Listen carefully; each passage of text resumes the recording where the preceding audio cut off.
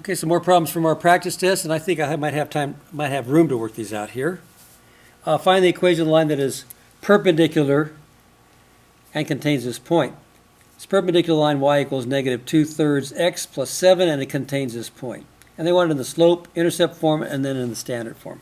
Well, we're going to probably get in the slope-intercept form because if m is equal to negative 2/3, then m perpendicular is equal to the negative reciprocal of that, which would be positive 3/2. So now we got our slope. So if we want this in slope-intercept form, it's y minus y1 equals m times x minus slope-intercept form. This is the point slope form, excuse me. So we're going to use the point slope form first to get this. And the slope-intercept form is y equals, And the standard form is the ax plus by equals c form. So first of all, we're going to have to use the slope point form to get this. Because we have the slope now, and we got a point. So we're going to use this form, y minus y1 equals m times x minus x1. And this is the point slope form. And we have a point, and we've got the slope because it's 3/2. So y minus equals m times x minus. And I can label this over here x1, y1.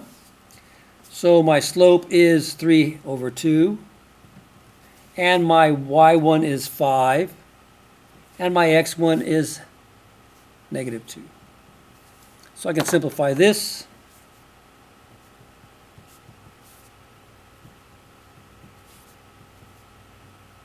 Oops. 3/2 x plus 2. And then I can multiply this out if I want to get in this y form. So I have y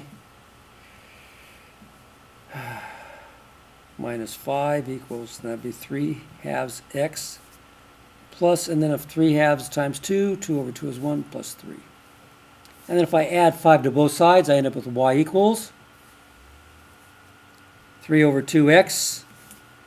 And if I add 5 to 3, I get 8. So there's your slope-intercept form, your y equals mx plus b. Okay. Just checking that. Now if we want that in standard form, we'll have to get rid of the fraction, so I hope I've got enough room here.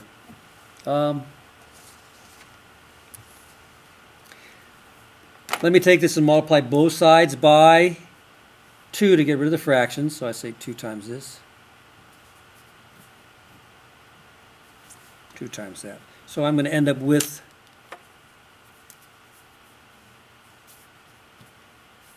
I'll have to do this on a separate sheet. I'm running out of room here, so I'll do this over here. Just so you can see that. I don't want to get fouled up here. So if I multiply this, I have 2y. This would be 18, I guess. 18 continued. So we had y equal 3/2x plus 8. And then I'm going to multiply everything by 2. So I'll do that step again.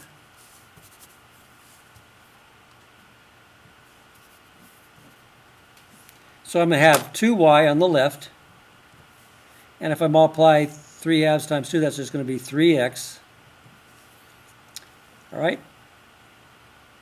And 2 times 8 is 16.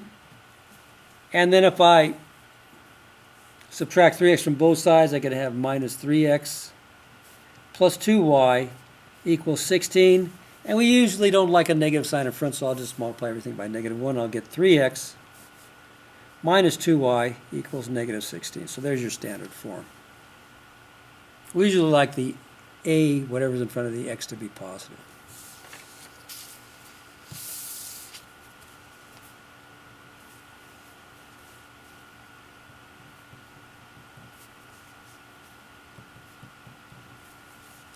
So there you go. That's a little bit of a work there, okay?